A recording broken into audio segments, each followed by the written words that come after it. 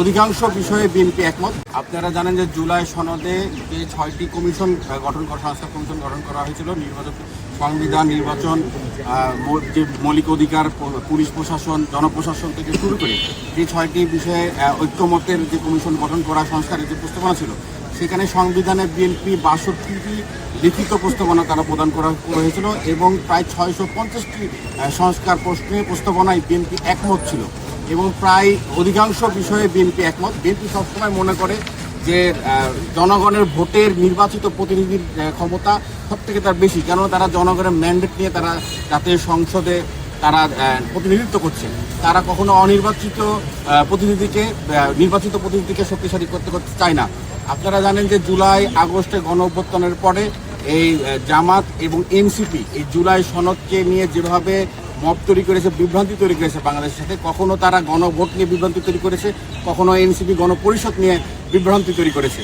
তারা মুখে এক কথা বলে কিন্তু কার্যকলাপে তারা আরেকটি কার্যকর করে। তারা মুখে এক অন্তরে আরেক নিয়ে তার মুনাফিকি পরিচয় ইতিমধ্যে আবির্ভাব হয়েছে। আপনারা জানেন যে তারা সারা বাংলাদেশে একটি মীমাংসিত বিষয়কে নিয়ে তারা সারা বাংলাদেশের বিভাগীয় শহরে সমাবেশ করছে এবং শিক্ষা প্রতিষ্ঠানে কীভাবে অস্থিতিশীল পরিবেশ তৈরি করা যায় সেই জন্য এই জুলাই সনদকে নিয়ে তারা রাজনীতি করছে, রাজনীতির হাতিয়ার হিসাবে হয়েছে। বিএনপি জুলাই ঘোষণাকে রাষ্ট্রীয়ভাবে স্বীকৃতি প্রদান করেছে এবং জুলাই সনদকেও সরকারিভাবে রাষ্ট্রীয়ভাবে স্বীকৃতি প্রদান করেছে। আমরা সবসময় বলে দেখি যে ইতিমধ্যে আপনাদের দেখব যে সংসদে মাত্র সরকার পরিচালনার দায়িত্ব গ্রহণ করার পর বিএনপির অল্প কয়েকদিনের মধ্যে আপনার হলো জামাত এবং এনসিপি তারা গণভোটের যে গণম্বর যে প্রশ্নটি ছিল তারা সেটাকে ব্যাঘাত ঘটিয়েছে এবং লঙ্ঘন করেছে। তারা নারী প্রতিনিধি 5 মাসের যে কথা বলেছিল, তারা নারী প্রতিনিধি নিয়ে সংসদে কোনো কার্যকর ভূমিকা করেনি।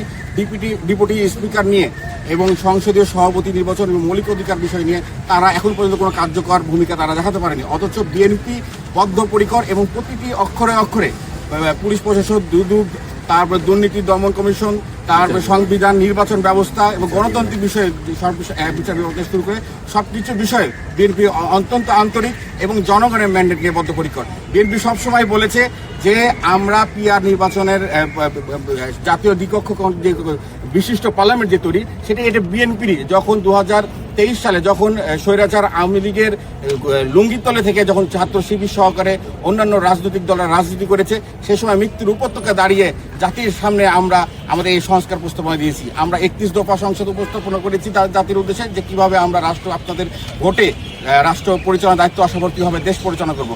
অথচ সে সময় তারা নিজেদেরকে পরিচয় দিতে যখন ভয় করত, তখন বিএনপি রাষ্ট্র কিভাবে আগামীতে বাংলাদেশকে এগিয়ে নিয়ে যায় সেই নিয়ে বিএনপি চিন্তা পরিকল্পনা করেছে এবং জাতির সামনে তা উপস্থাপনা করেছে। আপনারা জানেন যে দীর্ঘ 8 মাস ধরে এই জুলাই সনদের আনুষ্ঠানিক আলোচনা হয়, যেখানে 67টি আলোচনা গঠিত হয়েছিল। প্রথম ধাপে 44টি এবং দ্বিতীয় ধাপে 23টি আলোচনা করা হয়েছিল। আর এই 8 মাসে জুলাই সনদ আপনাদের দেখবে যে জাতীয় সংসদের দক্ষিণ প্লাজায় সেদিনকে যাতে এই জুলাই সনদের স্বাক্ষর যাতে না হয়, এজন্য জামাত কৌশলে এনসিপিকে ব্যবহার করে। আমরা সবসময় মনে করি জামাতের সিপি হলো এনসিপি। তারা যে জুলাই সনদের দক্ষিণ প্লাজায় যেভাবে 17 অক্টোবর 2025 সালে অগ্নিসংযোগ করেছে, ইট পাটকেল নিক্ষেপ করেছে, সেইদিনকে বাংলাদেশের 30টি রাজনৈতিক দলের সহ অন্যান্য বাংলাদেশের দেশপ্রেমী লোকেরা, সেদিনকার রাজনৈতিক গোষ্ঠীরা দেশের পক্ষে থেকে তারা এই জুলাই সনদকে বাস্তবায়ন করেছে। সেইদিনকে বিএনপির পক্ষ থেকে আমাদের মাননীয় মহাসচিব যারা মির্জা ফখরুল ইসলাম আলমগীর এবং বর্তমান স্বরাষ্ট্রমন্ত্রী মাননীয় সালাউদ্দিন আহমেদ তারা এই জুলাই সনদে সই করেছে। সেই সয়ে বিরোধ থেকে যে জুলাই এনসিপি নামে তথাকথিত একটি রাজনৈতিক দল, তারা জুলাই সনদ সহ আরও 4টি দল সেই সয়ে অংশগ্রহণ করেনি। গণফোরাম সেই অনুষ্ঠানে উপস্থিত থাকার পরেও তারা এই জুলাই সনদে স্বাক্ষর করেনি। অথচ বিএনপি সবসময় বলে যে আমরা বদ্ধপরিকর এবং দ্বিকক্ষ কল্যাণ বিশ্লেষণ। আমরা ব্যক্তিগতভাবে মনে করি যে বিএনপি মাননীয় যে প্রধানমন্ত্রী তিনি জাতির সাথে তিনি শুধু একটি আদর্শকে ধারণ করেন না, আদর্শের সাথে সাথে জাতীয় রাজনীতিতে সারা বিশ্বের রাজনীতিকে আলোকে তিনি বাংলাদেশ পরিচালনা করেন। আমরা তো মনে করি যে মাননীয় প্রধানমন্ত্রী যেভাবে দেশ পরিচালনা করছেন তিনি 100 বছর প্রধানমন্ত্রী থাকুক, আমরা ছাত্র দল হিসেবে তার কর্মী হিসেবে এটি আমরা চাই। কিন্তু তিনি জাতির সামনে স্পষ্টভাবে বলেছে যে 10 বছর 2 টার্মের মেয়াদে বেশি প্রধানমন্ত্রী থাকবে না। এটা আমাদের মাননীয় প্রধানমন্ত্রী জনাব তারেক রহমানই প্রথম বলেছে।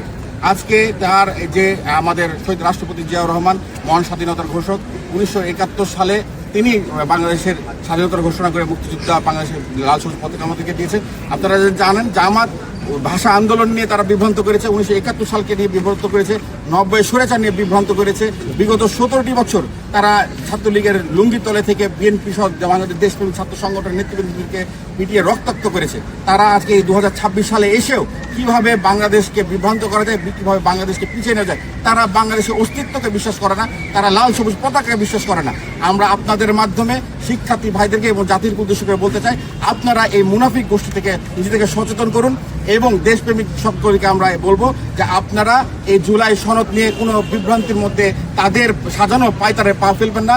ইনশাল্লাহ বিএনপি আপনাদের ম্যান্ডেটে তারা জুলাই সংসদে তারা আপনারা প্রতিনিধি পাঠিয়েছেন এবং ইনশাল্লাহ বিএনপি প্রতিটি জুলাইয়ের যে অক্ষরে অক্ষরে 17 অক্টোবর 2025 সালে যে 30টি নিবন্ধিত রাজনৈতিক দলের মাধ্যমে যে সিগনেচার করা স্বাক্ষর করা হয়েছিল তার প্রতিটি অক্ষর বাস্তবায়ন করবে। এটা বিএনপি প্রতিশ্রুতি নয়, এটা বদ্ধপরিকর এবং এই অঙ্গীকার জনগণের কাছে রয়েছে। এই বার্তাটাই আমি আপনাদের কাছে আমরা জাতীয়বাদী ছাত্র রাষ্ট্রীয় বিশ্ববিদ্যালয় শাখার পক্ষ থেকে পৌঁছে দিলাম। এখানে লিফলেটে দেখবেন যে এখানে সুস্পষ্ট হবে যে 4টি গণভোটের বিষয় রয়েছে। আপনারা জানেন যে জামাত এবং এনসিপি তারা সাংবিধানিক কূপ করতে চেয়েছিল।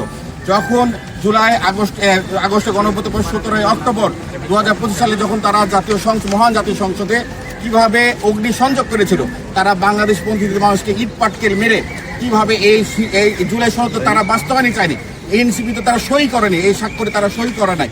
পরবর্তীতে প্রফেসর ডক্টর ইউনূস তার চেম্বারে ডেকে নিয়ে এনে জুলাই সনদকে এনসিপি নেতৃবৃন্দকে ডেকে নিয়ে তার চেম্বারে সই করা হয়েছে। তারা এই জুলাই সনদকে তারা বিশ্বাসই করে না, তারা ধারণা করে না, বাহকও করে না। আমরা জুলাই সনদকে আমরা বিশ্বাস করি এবং আমরা মনে করি জুলাই আগস্টে গণঅভ্যুত্থানের পরে শত শত মানুষের জীবনের বিনিময়ে রক্তের বিনিময়ে এই জুলাই সনদ ঐক্যবদ্ধ এটা লেখা হয়েছে, এটা বিএনপি অবশ্যই পূরণ করবে।